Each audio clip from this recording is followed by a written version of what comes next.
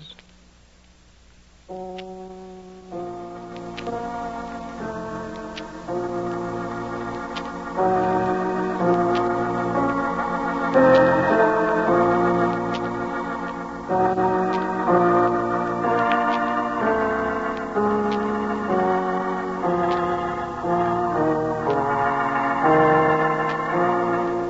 Mutual Broadcasting System presents Quiet Please, which is written and directed by Willis Cooper and which features Ernest Chappell.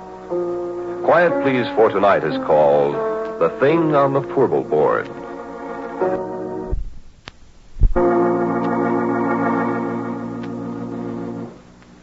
Me, I'm a roughneck.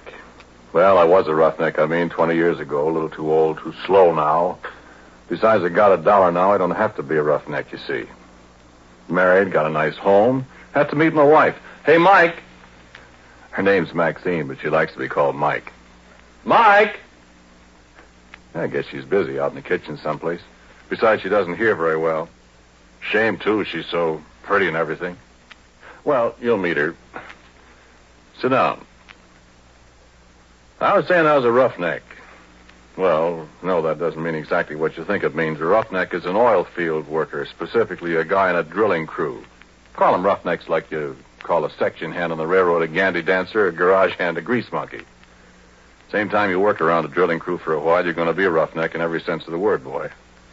A derrick floor or a four-bolt board is no place for a guy with a bow tie. Because when you have to fool around with drilling holes that go farther down the ground than it is from the top of Pike's Peak down to sea level... Yeah, sure they do.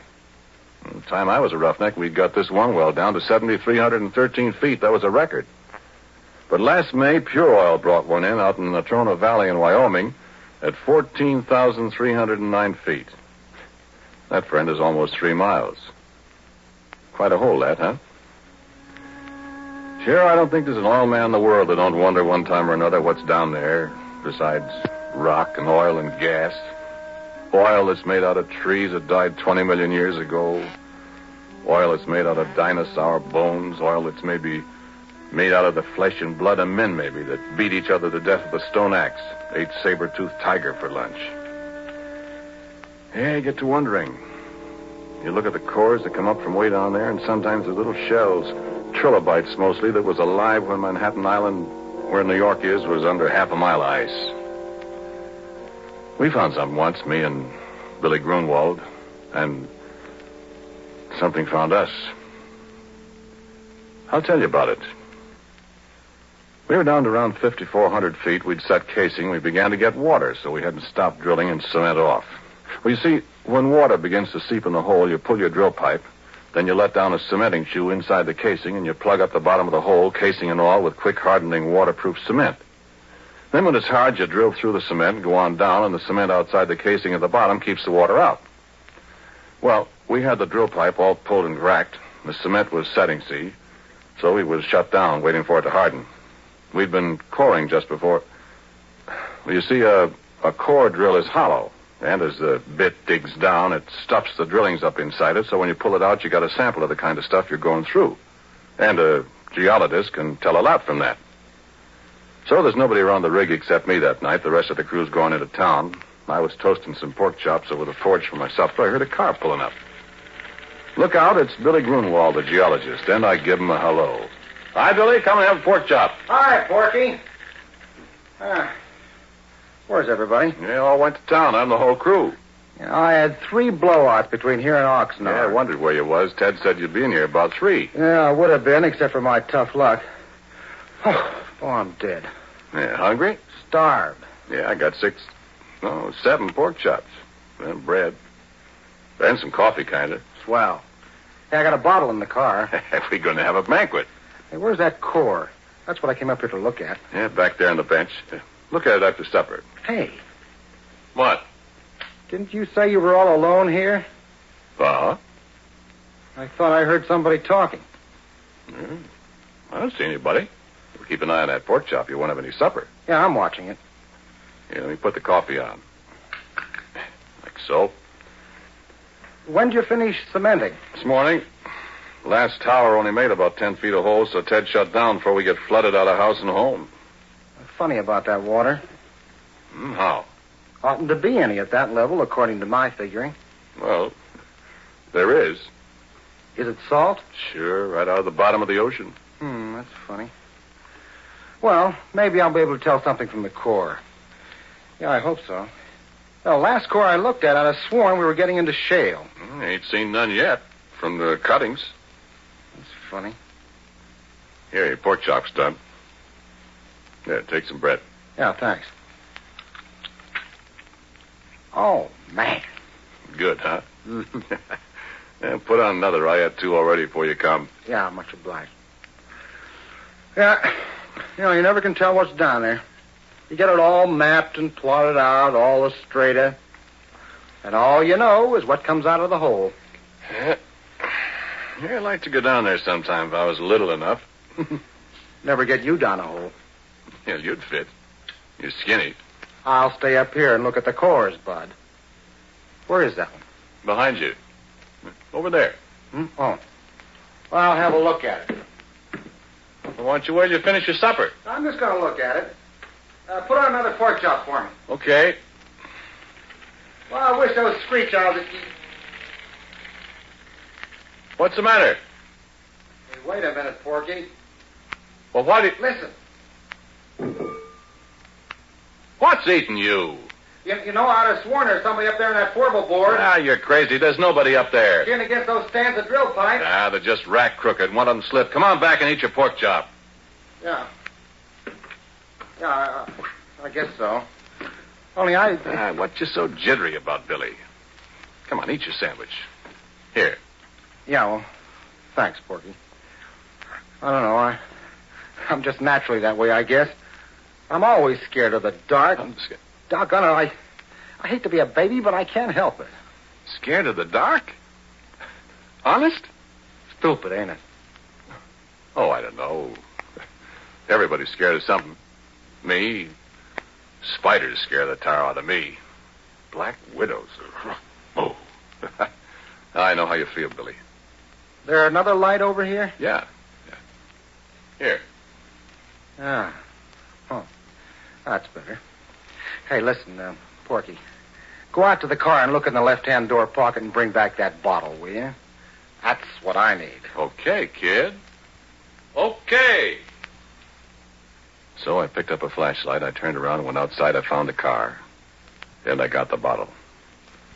And the floor of the derrick was all lit up, and when I saw a beam of light suddenly flash up toward the forbel board, I laughed. Billy Grunwald and his ideas. Sure, I looked up. There wasn't a darn thing up there, except the drill pipe racked against the fingerboard. Oh, this, forbel board. Well, you've seen oil derricks, or pictures of them? You know that little platform that runs around the outside of the derrick about halfway up? Well, that's the forbel board. Well, you see, drill pipe comes in lengths, and you handle them with several lengths screwed together so as to save time getting them in and out of the hole. 2 lengths is a double, 3 is a tribble, 4 is a forbel. When you pull the pipe, you heist it up inside the derrick with a traveling block, which moves up and down from the crown block at the top of the derrick. And then when a forbel of pipe is pulled out, it's held in the rotary table. You break the joint with tongs, like a great big Stilton wrench, you see.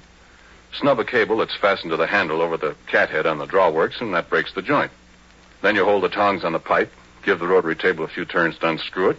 You heist away with the traveling block and swing it over against the fingerboard, lean it against the derrick. The guy up on the forbel board takes off the traveling block. You do it all over again till you got all the pipe out, you see? Well, there wasn't anybody up on the forbel board except a screech owl, and it flew away. So Billy turned his light off, and I come on inside. And just as I come up the steps, he let out a yell. Yay! What's the matter? What's the matter, Billy? Hey, come here. Look here. Well, what's it? Look, Porky. Where did you find that? Now, listen, Porky, I give you my word. That was embedded in the core. Why, it couldn't be. I tell you it was. Look where I dug it out. Hey, you know what? That rock there comes from a mile underground. And it's been a mile underground for 1,000,000 years. And look at this. And I did look. And what he was holding was a gold ring. And it was all carved and filigreed just like jewelry, And there wasn't any kidding about it. It was real.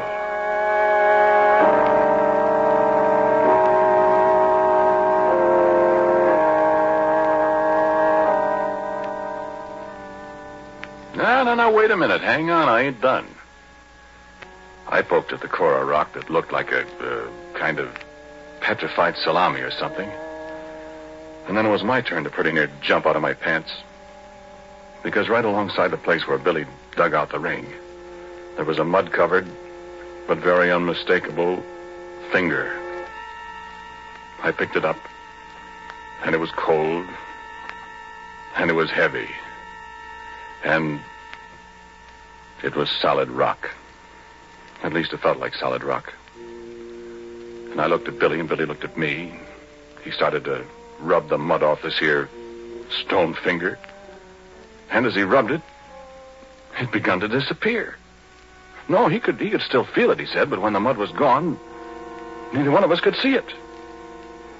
And he dropped it to the derrick floor. It went clunk, and we couldn't find it any place.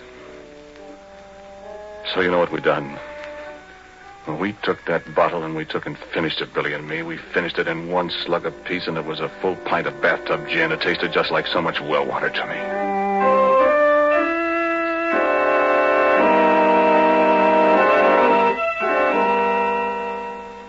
And then we sat down on the derrick floor and we looked at each other. We didn't say a word. My eyes got heavier and heavier.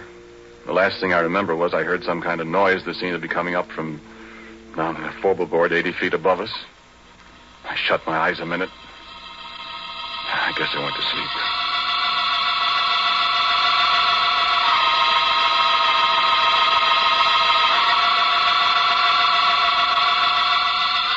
And I had awful dreams. Black widow, spiders crawling all over me with gold rings on their legs. Things I could hear, but I couldn't see, up on the forward. Billy Grunwald climbing up the ladder outside the derrick in the moonlight. Faces looking at me, and I couldn't figure out who they were. Then I was waked up by a horrible scream, a crash alongside me that shook the whole derrick. I opened my eyes to see Billy Grunwald lying on the floor 2 feet away with a broken neck.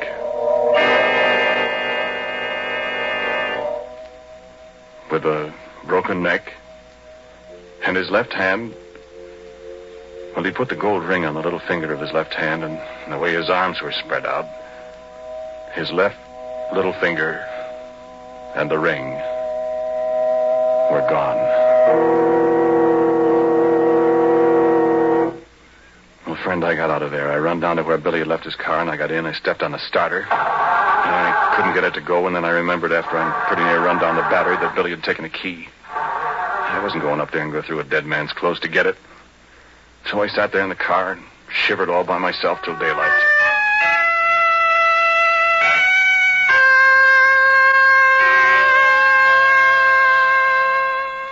And then Ted and the crew came. Afterwards, a state cop, and everybody in the world was asking me questions. Did you and Billy have a fight, Porky? I told you we didn't, Ted. But you had been drinking. We only had that little pint, Ted. Oh, what was he doing up on the forward? Did you threaten him, and did he run up there to get away from Listen, you? cop, don't be a chump. Billy Grunwald and I were good friends. Then why'd you push him off the forward? I didn't, I tell you. I wasn't up there. Oh, what did he go up there for? I don't know. I was asleep. How do you know he was up there? I didn't say he was. You said so. Besides, how would he break his neck if he didn't fall from way up there? Well, look, officer, I think it was just another accident. I mean, we haven't got anything on Porky, and personally, I don't believe he did it. Well, it's mighty mysterious. So it is. But we got work to do. Now, how about it? That cement's hard down there. I want to start drilling again, and I'm short-handed. Will you let Porky stay here till I run in my pipe again, and, well, then you can take him and ask him questions till you're blue in the face. Well, Okay. Let's get rolling. You got steam up, Happy? I'm all set. All right. Porky, you go from the forward. What? Not me, Ted.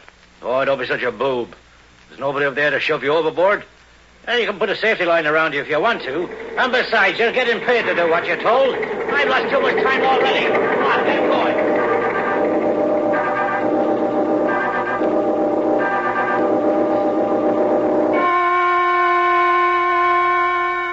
So, okay, I go up on the four-wheel board. And you can bet I took a good gander around before I did anything else. No, I couldn't see a thing. So I signaled to the driller to let down the traveling block, and he did. Came sailing down from up above. I was just reaching for it to pick up the first four-wheeler drill pipe. Gave a big jerk, and the cable broke. It dropped and nearly pulled me off the four-wheel board. And it landed right on top of Ted.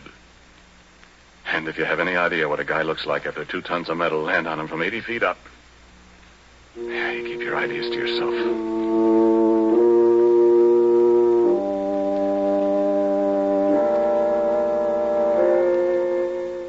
Well, that was enough. 2 accidents in a row. The whole crew quit. They wasn't going to wait for a third. And it was Ted's money that was paying off. There wasn't any more, and as far as I know, the abandoned derrick is still there. And that was 20 years ago. Oh, I forgot to tell you something. That traveling block was right in front of my face when it broke loose. It was hanging by steel cable, 3/4-inch steel cable. And I saw that cable break right before my eyes. Looked just like a piece of string when you snap it between your fingers. I could almost see the fingers. And you know what? There was something up there on the four-wheel board with me.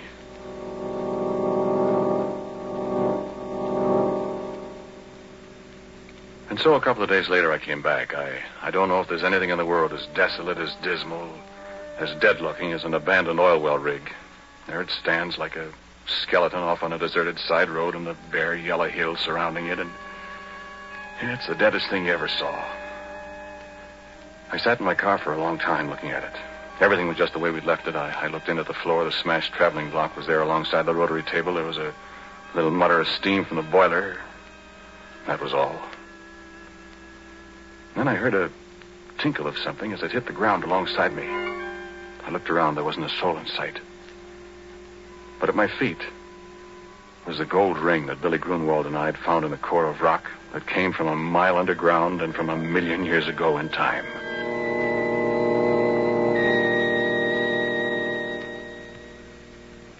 And I heard a little sound. The sound of a kid crying. And there wasn't any kid up there. And I heard it again, and it came from above my head, and I took out my revolver. I loaded it carefully. I started up the ladder to the four-wheel board. No, there wasn't anything up there, nothing I could see. But there was a voice crying. The voice of a little kid. And then there was a movement behind the rack of drill pipes, and I saw the pipe move, and I yelled, "Come out of there, whoever you are! Come out or I'll start shooting!" And the stand of pipe shivered, and I thought, what can it be that can handle that heavy pipe like jack straws? And then there was a crash.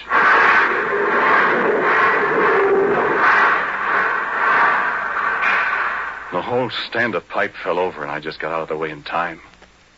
And I was alone on the four-wheel board with the thing. But I couldn't see it. I felt the platform tremble under my feet again as something moved toward me. I fired 2 or 3 shots. And nothing happened. I started backwards. I knew it was following me because I could hear it meowing like a cat. My feet tripped over something. I saw it was a big can of red lead that somebody had left up there. Without thinking, I picked it up and I threw it at the sound, and it splashed. And there it was. And I wish the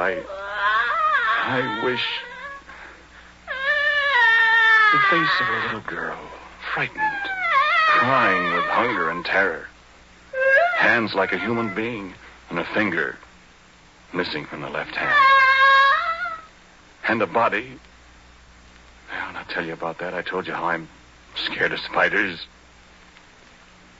But I knew where it came from. It had come from the bowels of the earth, come riding up on the drill pipe as we yanked it out of the well.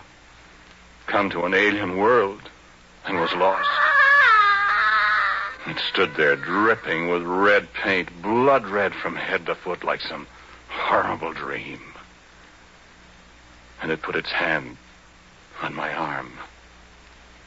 Its hand was stone. living, moving stone. And it looked into my eyes and mewed like a lost kitten.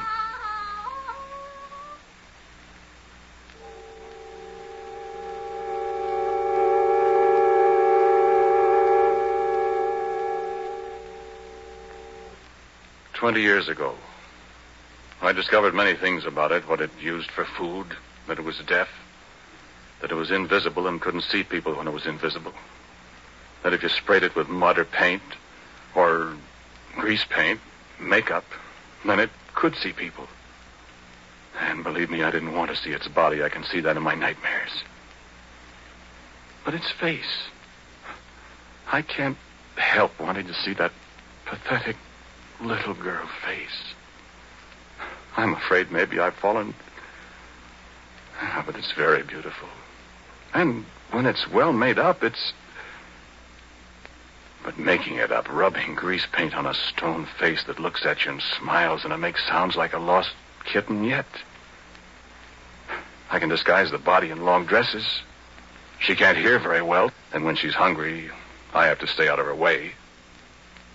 I found out what she likes to eat, remember? No, sit still. Sit still, do. Sit still or I'll have to shoot you. I want you to meet my wife. Or rather, my wife wants to meet you. Mike. Mike. There she is. Come on in, dear.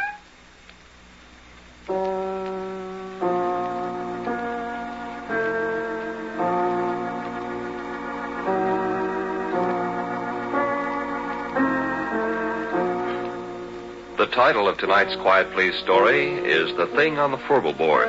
It was written and directed by Willis Cooper and featured Ernest Chappell. And Dan Sutter played Billy Grunwald. Pat O'Malley was Ted. And Cecil Roy was also a member of the cast. As usual, music for Quiet Please is played by Albert Berman. Sound by our good friend Albert April. Now, for a word about next week, here is our writer-director, Willis Cooper. Well, I'm reasonably sure that all the characters in tonight's stories were completely fictional. At least I, for one, hope so. Next week, the story is called Presto Changeo, I'm sure.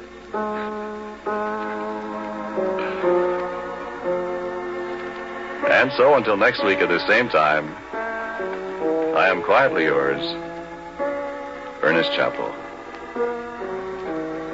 This program was heard in Canada through the facilities of the Canadian Broadcasting Corporation. This is the Mutual Broadcasting System.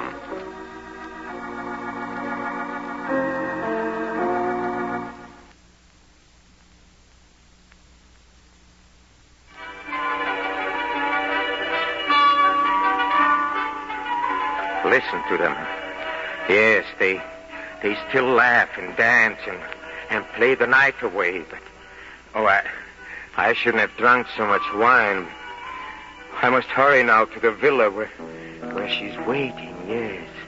Waiting for him, for her Fortunato.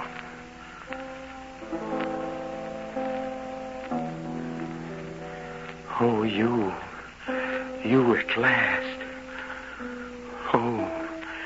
Oh, you're like a beautiful painting. Soft in candlelight. But your lips, they're cold. And your face, what has happened to your face? And your eyes, your white staring eyes, and the light that grows in them. No, you don't wait for me, you wait for him. Yes, I should have known, but I did not want to know. I could not believe that you would fall for that too pretty face, for that pretty voice, those pretty things said in so pretty a way. Oh, but now I know you. You wait, Wallen, and wait for your Fortunato. You know, no, You couldn't know, no. You only fear, yes.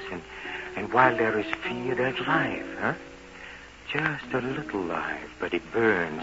It burns like a candle. The little wind of fear blows softly, and it whispers, he will not come. And then the candle flame flickers and almost goes out. But then a soft wind of hope whispers, he will come. He will. And the little flame struggles up with light. Yes, but he will not come. He will not come. Ever. Huh? Have I seen him? Have I seen your lover, Fortunato?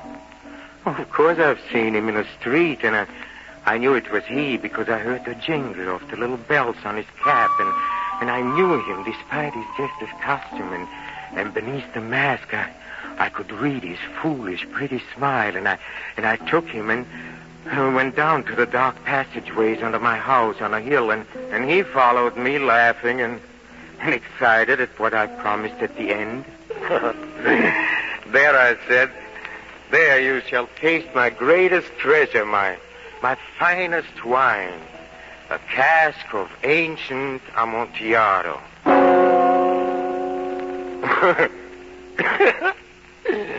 Then I took him by the hand and I pulled him toward the solid rock behind the shadows, where I had prepared an opening, yes, an opening to fit the form of your Fortunato. I put down the candle and I said, now you shall taste the Amontillado. And he turned, and I was upon him as he turned, and I shoved him, and he fell forward into the opening that was waiting for him, and then I slammed the stone into place. Soon as he was done, and I flung away the trowel, and I cried out to him, "Hear me, Fortunato." But he could not answer me now, for in his mouth there was stone, and in his heart there was ice, and I heard him shriek, and faintly the sound of his pounding hands, and faintly the little bells on his cap, jingling.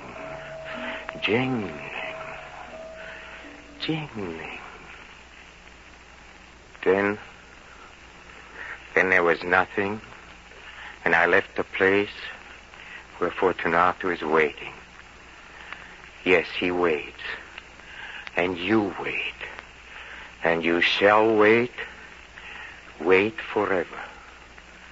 I have condemned you, and I've counted my words as they slowly killed you, as I looked into your eyes and watched the little flame slowly die. Now go down to him. Sit with him. Play for him. Sing for him. And cry to him. Whisper to him. And listen. Listen, and perhaps you'll hear him breathe, and perhaps you'll hear the soft tinkling of his cap. Yes, the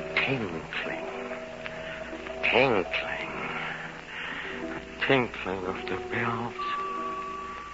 And so, dead among the living, may you wait for your Fortunato as he waits for you. And me, I'm condemned too, condemned forever by my own love.